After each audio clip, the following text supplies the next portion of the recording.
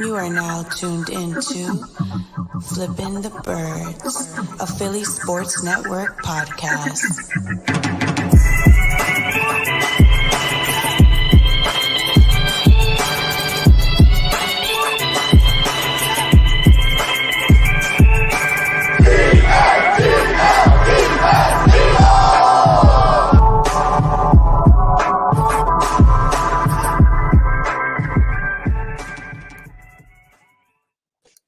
What's going on, Eagles fans? Welcome all to episode 131 of Flippin' the Birds.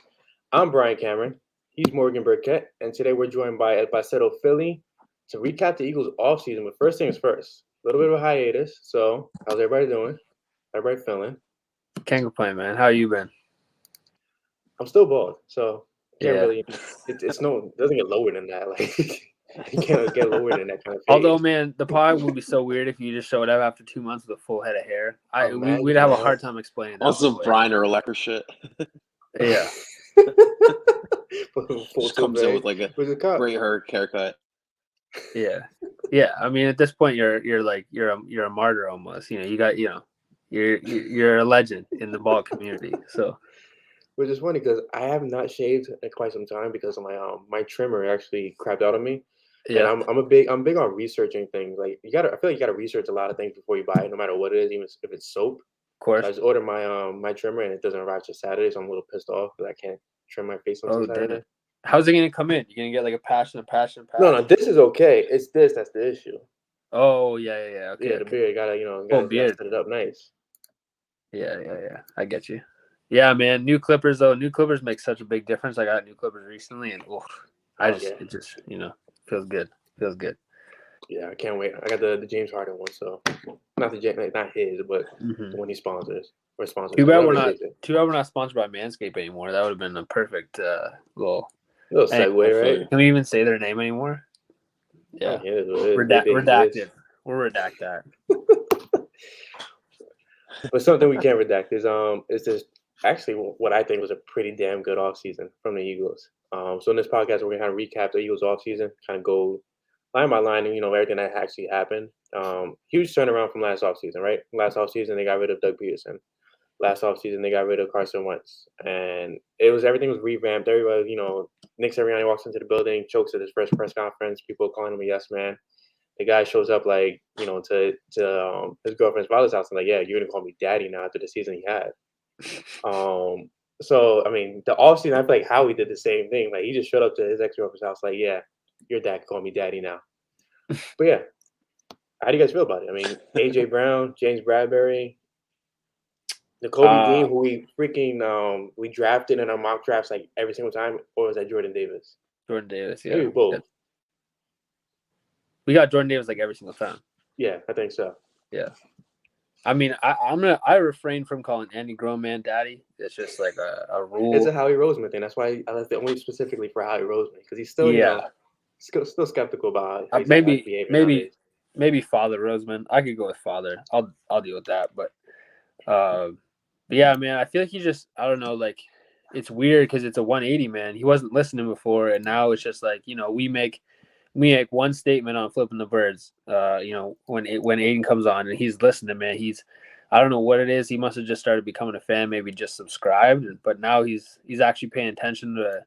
And again, like we said, you don't always want to listen to what fans say, but Philly fans are connected, man. They know what they want, they know what they need, and he's finally listening. Like even if it doesn't turn into a Super Bowl season, I think that just in terms of fan support.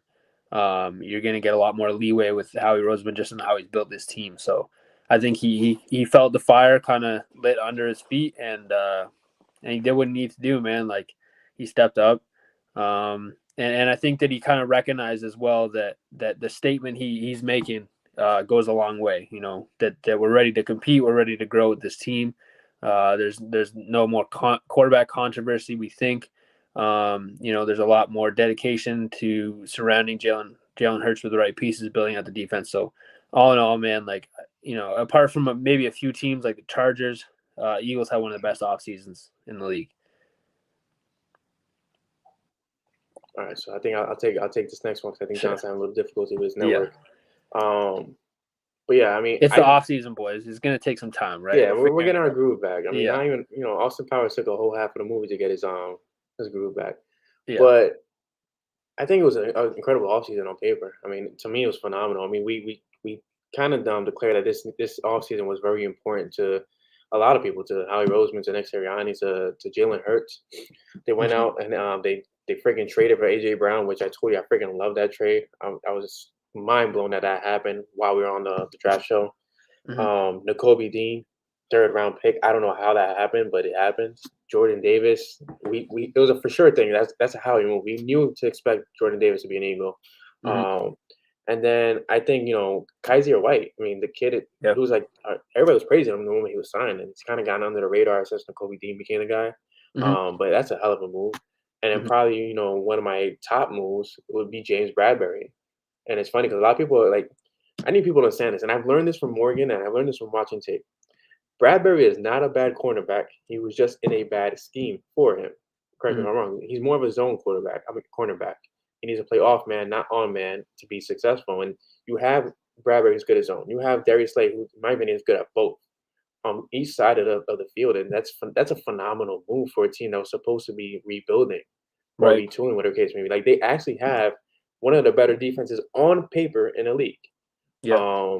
And offensively, I mean, you can't complain about A.J. Brown. At the end of the day, like, I don't care, what his injury pass look like. It's gonna be interesting to see how him and Devontae Smith kind of play off each other. Yeah, I mean, just going off again, James Bradbury. Such a huge difference from going to a number 1 corner to a number 2 corner, right? Like massive. You think about playing the Eagles last year. That means the difference between going against Devontae Smith versus Jalen Reagor, right? Massive difference. So that's going to be huge. And he's gonna get a lot of action his side. Teams don't like throwing to Darius Slay's side, but one of the other pickups we made late in the season is I'm very interested to see how this safety position shakes out. But if they can, Marcus Epps, I don't even know if Marcus Epps is going to be the guy. We'll have to see. But if we see the improvement from Marcus Epps the way we think it is, then he'll get a lot of help on that second side. So. Huge pickup, and I think there's this better situation. He should be, again, the difference between having James Bradbury versus having, what was it, Zach McPherson, it's just a major step up. So I don't like how he didn't make any false steps, man. Nailed every single acquisition, and for what? For cheap, man. Like we're not in cap hell. Like we're gonna be able to find a deal for Jalen Hurts if he's the guy. So. Really setting us up for the next couple of years. I agree. What do you think, John?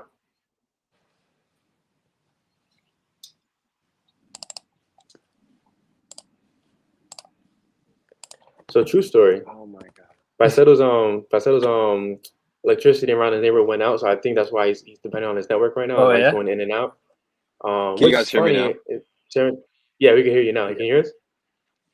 I can hear you. I can finally hear you guys. I'm so sorry about that. Okay, there we go. Over. No, you're good. You're good. It's not your fault.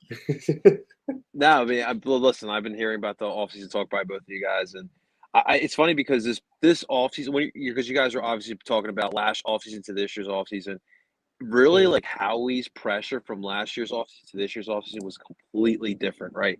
And I really felt like the way Howie moved through this past offseason was very methodic. I didn't feel like he mortgaged the future too much, but this team still improved significantly in so many different positions.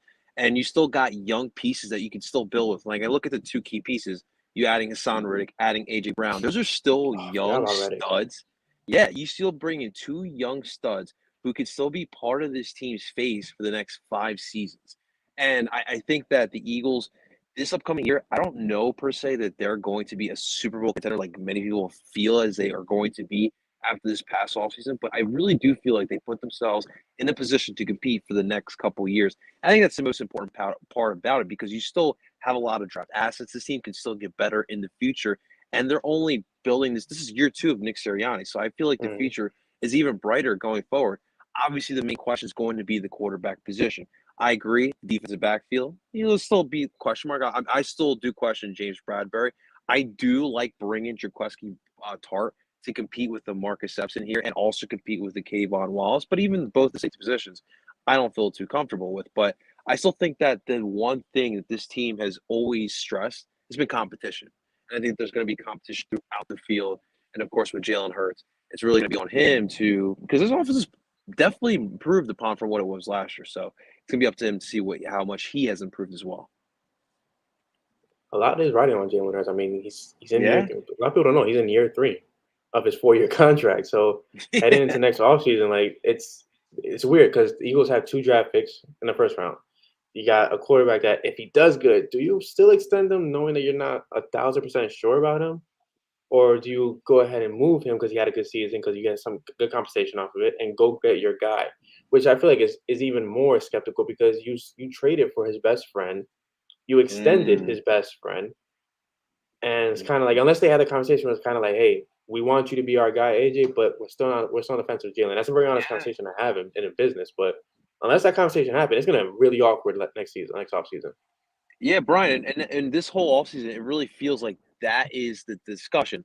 What is it that makes us want to bring Jalen back after this upcoming year? I'm saying, is it a playoff win? Is it improved stats? What is it that will bring Jalen back for 2023? I mean, for me personally, yeah, he needs to make the playoffs. Does he need to win a playoff game? For me, not so. I need to see that improvement generally because, like, let's face it, we could be going up against a 14-2, or I guess now we'd say what 15-2 playoff Yeah. team, and be playing up against the number 1 seed or number 2 seed and just taking it all the way down to the wire. And Jalen Hurts plays good in that game. You have to bring him back. So to me, you just need to see. You will know. Like, it's all about the eye test. The people who know the sport will see that eye test and will know Jalen needs to be brought back next year. I completely agree with that. Mm-hmm. What do you think, Morgan? You look like kind of spaced out, like you're ready to drop the hammer or something like that. I think for me, like the big thing is the Eagles need to know they can compete in the division, right? Like Dallas isn't going anywhere. As far as I can tell, like I talked about this last year and everyone was calling me crazy, but the Commanders are an improving team, man. They're really well coached. They had an off year on defense last year, but they're not getting any worse. And who knows if Carson Wentz is going to be the guy, but at some point they're going to add a quarterback and be a very scary team, right? So I think that the biggest thing is that Jalen Hurts can compete and can win in this division, and that's something that he didn't really show last year. That terrible Giants lost to the Cowboys twice. So you can't have that, especially in Philly, right? We the fans are gonna turn quicker than than anything if you start losing every time to the Cowboys and losing every time to Washington. So it's that, right? And that means if you're winning the division, if you're competing in the division, you're in a playoff spot. That's just how it is, right? So obviously making the playoffs is massive, but I really think it's going to be winning those division games. And then if there is a matchup against a division opponent in the playoffs, you better think that that's going to be a massive microscope on Jalen Hurts. Is you have to figure out how to win in the division. We saw a bit of a mixed bag of him competing against teams outside the division, but I think you take that, right? You never know what teams are going to look like, but you know what your division opponents are going to look like, and you need to win those games. So I think that it needs to be probably like a 5-1, 4-2 record, at least. Hopefully you just win all those games, but I think the Dallas games are going to be huge. If you can't come and play against Dallas, then you're looking for a new quarterback, straight up, to make it simple as possible. Especially the way those Dallas games went last year, man. I completely agree with you. Mm-hmm. One of the games like 50 something to 20 something like that. They spanked us twice. Well, the funny part, because the last game of the year is like the season's already over, and they're already out here like trying to run up the scoreboard. Like, for what? Yeah. But I mean, exactly. That's still like a sour taste in your mouth that you want to come back this year with a little revenge there. Mm-hmm. Absolutely, I completely agree with that. I think Dallas knows that, right? Dallas knows you need to win the division. They're trying to prove a point. And that's just how this division is, right? We keep changing winners of the division. It's going to keep happening, and so you need to show that you can, win out. So besides the offseason moves, there's something special that happened with this team, and I kind of noticed it when I went to Devontae Smith's softball game. Sorry, Brian. You want to talk a bit more about that? You went to Devontae Smith's softball game. I went to Devontae Smith's softball game. All right. Yes, the Jalen Hurts walk-off. Got to interview Dallas Goedert and Avonte Maddox. Got to interview Devontae Smith. It was sick. I'm not gonna lie, it was freaking dope as hell. But one thing that I feel like it's hard to ignore is trying to say this, and without being so old, like old man saying the young kid's word, the vibes on this team are freaking immaculate right now. Like it's like, and forgive me, Pascal, because I know you're a Phillies fan, but it reminds me so much of how the Mets are. Like they're a no nonsense team. They love playing with each other, but they're no nonsense. We're coming to the games. Like they want to get things done, call it a day. I feel like A.J. Brown, year 2 of Nick Sirianni, a little bit of confidence in Jalen Hurts, Jordan Davis, Nakobe Dean, like that's bringing this weird mentality to this team where it's kind of like, all right, guys, yeah, let's play around, let's goof around, but when game day comes, like, cut the shit. We need to make this happen. And I feel like that's what this team has been needing for so long. We had some of it in the Super Bowl season, but we lost at 2018. Now it's like you see it brewing with a young squad, a young coach. Like it makes all the sense of the world, and I feel like that's really being ignored. And I feel like that's what Miles Sanders meant to say when he says we feel like we're on an all-star team. And, he gave us all the cringy dream team feeling. Yeah, it really did feel like that. But it felt like that's what he was trying to say. Like we all feel like we're on top of the world because listen, if you're in a room full of people that you vibe with, like the party's gonna be rocking at the end of the day. It's not gonna be one of those where everybody's standing against the wall and not dancing. Like this can be it's gonna be a straight salsa merengue Spanish party. So at least to me that's a huge ingredient that nobody's talking about. I'd like to talk about that comparison actually. Like what do you guys feel, or like what do you think it like fits to compare this team to, like, I know Miles Sanders made those comments and I think it's being kind of misquoted, like they took a section of what he was saying, but to me, like it doesn't fit, like it feels very different. But I'm curious to like when you hear that, obviously it kind of it's a shell shocker to be like, oh, like a bit PTSD, but are there comparisons, like do you think that fits or do you think it's kind of off base?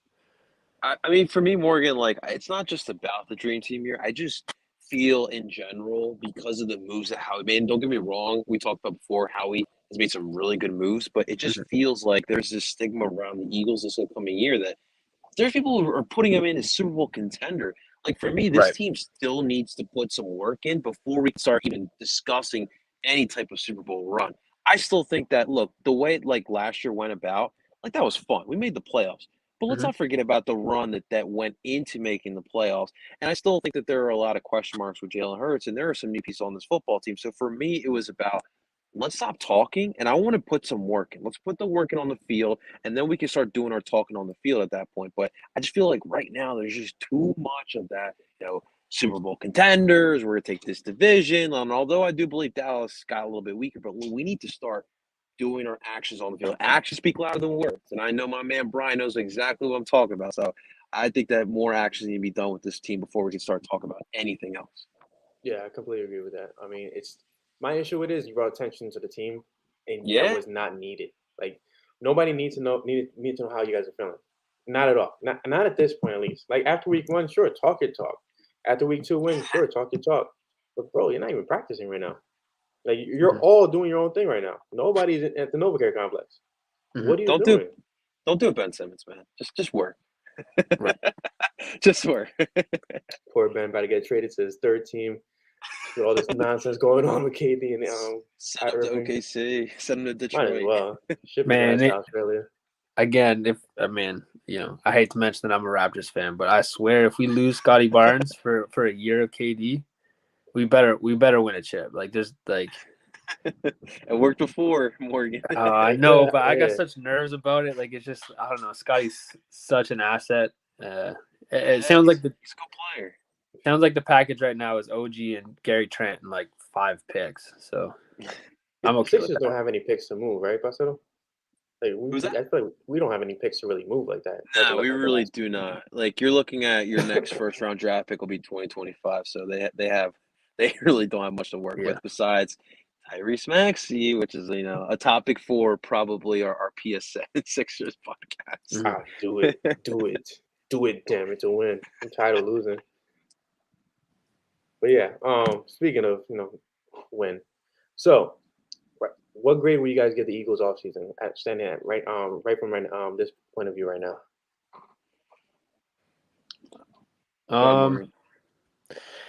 I mean, I don't think you can give it an A+, just because I feel like A+ has to be reserved for I don't know. I don't know if I've seen like a full A+. I think again the Chargers had a really good offseason. If you're counting the draft, it definitely helps the Eagles. But I think it's a solid A, maybe even an A-. I think that like there's still question marks at the safety position. I like Tartt, but he's 30. It's you could have probably addressed that in the draft, which they didn't. I understand why they didn't. And didn't necessarily get a home run in editing position, but got some really good free agent acquisitions. Like again, whoa, no home run at any position. What the hell you call A.J. Brown? Oh yeah, but I mean, what kind of nonsense is this? I mean, for free agency, I'm talking, right? So as a trade, that's a home run, right? So that's a great pickup. But for free agency, I like Haason Reddick. That's a really good pick. I like Kyzir White, but again, like there's reasons why these teams moved on from these players. That they're either a bit of awkward fits, or they're gonna take time to work in. So I think it's really solid. You added a lot of talent in positions of need. The draft was fantastic, a ton of value. So solid A. But yeah, I think there's still some questions that need answers that probably could have been addressed in a different way. But you never know, right? Like maybe that means we don't get A.J. Brown. Maybe that means we don't get Haason Reddick. So I'm happy with it. I mean, solid all around. And again, I think the biggest thing was just knowing that how he was capable of listening. Yeah, I personally, for myself, I would give it a solid B. Obviously, they put themselves in a good situation, like I mentioned, not only for right now, but for the future. I think they got some good cornerstones this offseason. You mentioned A.J. Brown, obviously Haason Reddick as well. I will say this. The secondary still do have my question marks. Like you talked about the safety position. Tartt, solid, maybe rotational guy, but, I do think he's going to be able to push Epps and Wallace. But at the end of the day, is that good enough for the safety position alongside with Anthony Harrison? That to me is still a question mark. I do think that getting Bradbury was the right decision, but he is coming off of a downfall, right? So can he pick it back up in here in Philadelphia? And that to me is another question mark. When I look at the offensive side of the football, again, we talked about the question marks with Jalen Hurts. But one thing that I would not take away from this football team that they should look back into, Jordan Howard was really big in what we were doing last year. Now, I do believe that this year you're going to emphasize passing the ball more. But it doesn't hurt having a power back. And I've always said that no matter who, even if Carson Wentz was our quarterback, I've always said, why don't we have some sort of a power back? Using Carson Wentz and QB sneak on those short yardage situations like that was definitely big. But you saw what Jordan Howard was. Like, the dude was automatic in short yard situations. And I think that is beneficial. I felt like that could add a different dimension to this offensive game because I do think that the passing game is going to be a little more prolific this year. But there, I do question some things like when it comes to, like I mentioned, the secondary and, of course, the backfield as well. I do like the emphasis in the depth and offensive line. I, for one of those people that were killing the Cam Jurgens pick in the draft. But when you look at what the Eagles have been able to do, especially in that all-important position, I love what they did. So I do think that the Eagles put themselves in a good position, but there are some question marks. That's why I give them a solid B for this offseason. I give them a B, very, very like borderline B plus A minus. Okay. Just because they did things that they never did before. I mean, they did things that they haven't done in years. They drafted a linebacker, the best linebacker in the draft, the best linebacker in probably all of college football last season. They got his counterpart, defensive tackle, probably the better defensive tackle in the draft. But then to kind of go off your point real quick, they did pick up a kid on undrafted free agent, Kennedy Brooks, I think that's more, who he's a power back. Yeah, he's a power back, and he had a good I like that up and pickup, down in college. Which if they give him the chance, which I'm hoping they do, he could be better than what Boston Scott is, because I still don't want Boston Scott on the damn team. He could be better than him. And then, yeah, solid B plus A minus, just because you got A.J. Brown. You didn't let it linger for a year. You extended him right off the rip. You gave him the $100 million. You also got Zach Pascal, who nobody's talking about as well. He's familiar with Nick Sirianni's scheme. He's a veteran as well. He's a veteran presence to go along with everybody else. You did get Haason Reddick at the edge. You did. I really love the freaking James Bradbury piece. I was freaking on the toilet writing that article, and when he was signed, I was freaking celebrating in the toilet for my job. So happy, man. Because I just feel like he'll be a solid move. And I feel like 1 year deal with James Bradbury, if he does good, you extend him for another 2 years. You figure out what you're doing with Slay. Bradbury's still under 30. I think it is like 28, 29. The reason I give it a B+/A- is because they built themselves for the future. You built yourself for a good playoff run this year, but you solidify yourself for next season. You solidify yourself for the year after that as well, possibly. They're covered until Devontae Smith is due for an extension, in my opinion. But the biggest question mark is still going to be Jalen Hurts, which they low-key, nobody's talking about. They signed undrafted free agent Carson Strong, who everybody was, very big on. Not saying he's a franchise quarterback at all, but you never know. They can try him out at the end of the season if Hurts is not working. He's got to stay healthy, but yeah, man, it's a good pickup. Yeah, I feel like they built themselves very well for the next couple of years in doing what they did this offseason. And they're rating themselves out of contracts of Fletcher Cox next season. Jason Kelce retires next season, so they're only getting younger. They're not going to have many holes outside of safety and possibly running back next year. Mm-hmm. No, there's some really good points as well. I'll say this is for this year. The defensive end depth is something I would watch as well. I'm not saying I'm concerned, but I will say it's something I will definitely watch because as much as I love what I'm hearing from BG and from every implication throughout minicamp, he seems like the same energetic, fun BG that we all remember.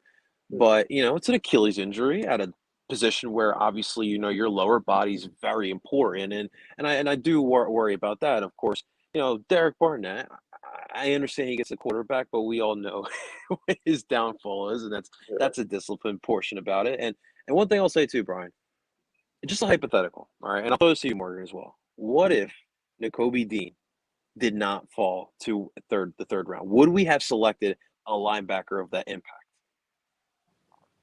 No, because they got the kid after him. What was Kayvon Johnson, right? Kyron. From Kansas, Johnson, yeah. But he's not Nakobe Dean impactful.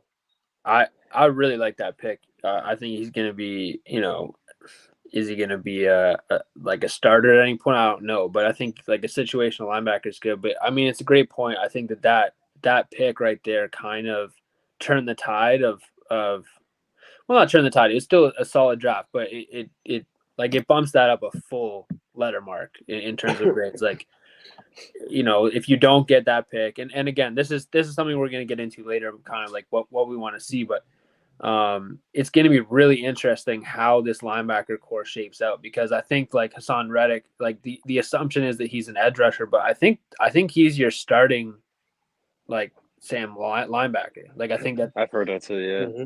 Like I think he's going to be your strong side linebacker. I think that I assume TJ Edwards is going to start at Mike, but Kyzir White, weak side linebacker, like that's solid, but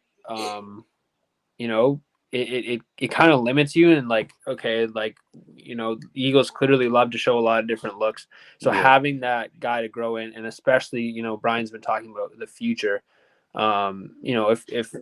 If Kyzir White doesn't work out, like you have a huge hole again. You didn't address that position, right? So, the Nakobe Dean as a game wrecker, and TJ Edwards, you're gonna have to see what you do with him. It's just like a huge cherry on the top that made the draft better. I think that if they don't pick him up, they're probably looking at like a corner at that point in the draft. There were some good corners still available, and then so maybe you don't need to get James Bradbury, but it's a completely different offseason then. I think huge pick. Morgan, it's to weird. that point Things went perfectly. Go ahead. No, what I was gonna say was like JG mentioned as well, and it's so evident. Something very important in him with his defense is having players who are flexible, can play different positions. And you've got a couple guys now that can do that for you.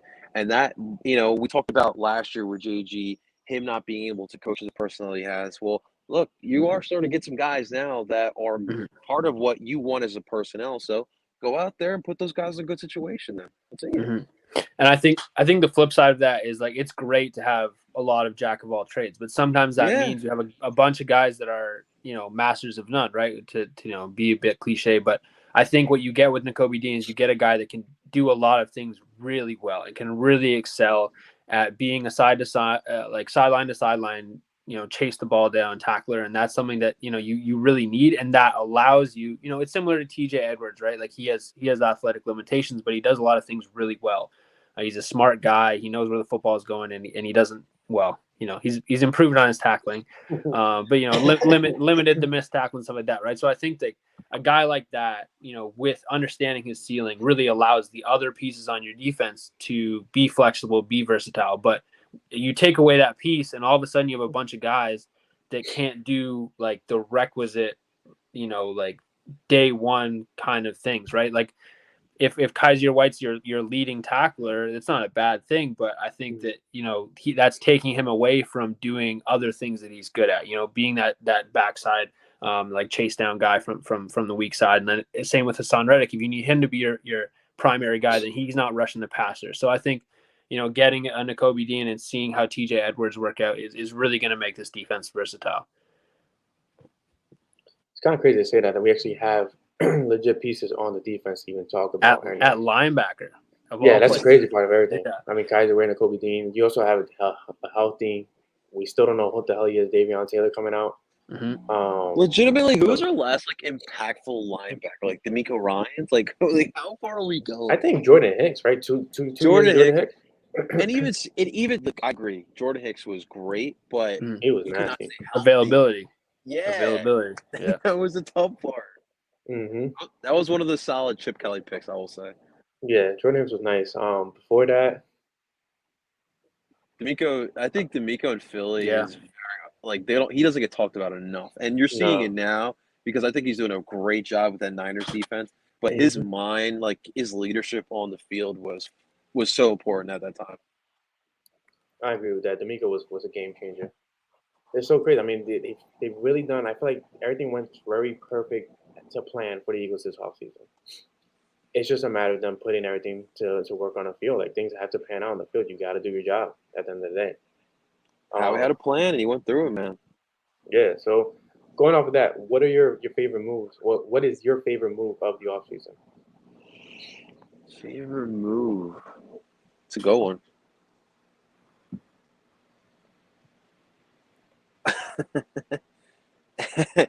All right, I'll say my favorite move was it's a move that they didn't happen.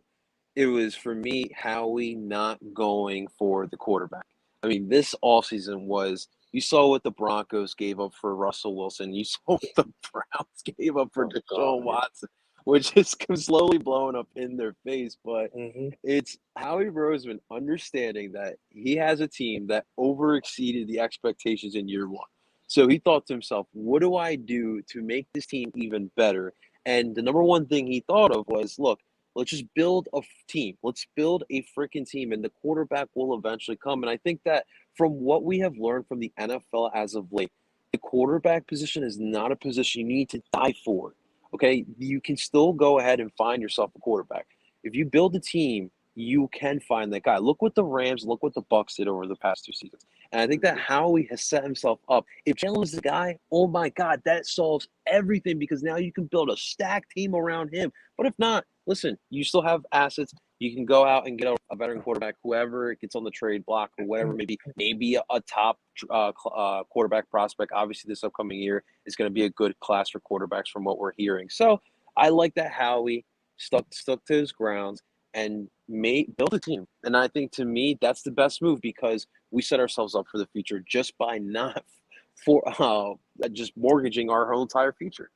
Mm-hmm. Brian, I feel like I know what yours is going to be, so I'll leave that the big one to you. But I think I might be cheating a bit, but I think there's a couple of picks here where or pickups where Howie really addressed the depth. I think it's great. Like again, we're talking about comparisons to the dream team and all that stuff, and it's great to plug and play like these really fantastic players at certain positions. But if you don't have the depth, and especially with a 17-game season with injuries, with a defense that loves to be versatile, with an offense that loves to rotate people in, the depth signings on this roster were fantastic, right? Like, and that goes along with using your first round pick on Jordan Davis. That could have been Kyle Hamilton, but who knows? Like for the future, if it's going to be Fletcher Cox, how available he's going to be. Can he play 80% of the snaps? Hopefully he doesn't have to, and now he won't have to. But I think you have that pickup again. You talk about Nakobe Dean might not play for the first couple of weeks. We might see how healthy he is and then allow him to kind of ease into the roster. Zach Pascal, right? You bring in another receiver that can really fit. You bring in Cam Jurgens, who is Jason Kelsey's heir. And so I think like as great as it is to have a really good ceiling and a really good top line, Howie did a really good job bringing in all these kind of like contributors, right? People that might not be starters even in their first year, might not be starters in their second year. But just some really good pieces that can compete, that can push that top line. And then if there are any injuries, you're not missing a beat. So I think that's really going to be, the test of how good this offseason was, is once you do kind of face adversity, once you maybe have some injuries, maybe have some guys that aren't working out, is how good the depth on this team is. And I took a bunch of picks. I apologize, Brian, but I figured I knew which one was yours, so I didn't take that one. I didn't touch on that. Do you really know which one is mine? Maybe not. Maybe you're gonna throw a curveball, but I don't know. I feel like I do. Does it start with an A? Does it start with a J? Does it then go Brown? And does it involve a first round pick? My favorite freaking move was Nakobe Dean getting drafted in the freaking third round, while every other team in the NFL was like, "Oh, when is he going? When is he going?" Right. A.J. Brown, don't. I'm not gonna lie to you. I love A.J. Brown. Mm-hmm. I lost more hair the moment that happened. Like my hairline at that point was in question forever. Uh-huh. But Nakobe Dean, it's something about the freaking kid. 32, technically, 31 NFL teams passed on him. 30. What is that? Eagles passed on him twice. Yeah. What, like, imagine a chip on his freaking kid's shoulder. Mm-hmm. Like, sure, Jalen Hurts has a chip on his shoulder. A.J. Brown has a chip on his shoulder after leaving Tennessee the way he did. But Nakobe Dean got passed up. The guy was part of a historical defense. Mm-hmm. The best linebacker in the freaking nation. And 32 teams passed on him. 3 times. Well, 2 times. 31 teams passed on him the third time. But that was a hell of a freaking move. Like, nobody thought that was going to happen to Philly. Well, he might have an opportunity to be the best player on this defense in a couple of years, which is in the third round is ridiculous. Like you talk about Darius Leonard, he was a second round pick, and like it's just comparable, right? Like he's just that kind of player. It's just crazy value. Even if he's not the best player in your defense, I can't see him being anything other than a above average starter. Like he's not going to be worse than that. No, I think he's gonna be a stud. Mm-hmm. But there's one move that I feel like is tied with Nakobe Dean, and it's a move that, to kind of piggyback off Parcero, it's a move that didn't happen. And I might get flack for this when people listen to the video tomorrow. It's the Eagles not trading Jalen Reagor. As crazy as that sounds. So just walk down this imaginary road with me. Everybody's bald on this road. Okay. The Eagles signed Zach Pascal. I can't stand you. They traded for A.J. Brown. What does that do for a player like Jalen Reagor, who, God rest his soul, just lost his best friend? Yeah. Who has the world against him? You're talking about a kid entering his third year in the league, and not so much pressure on him anymore.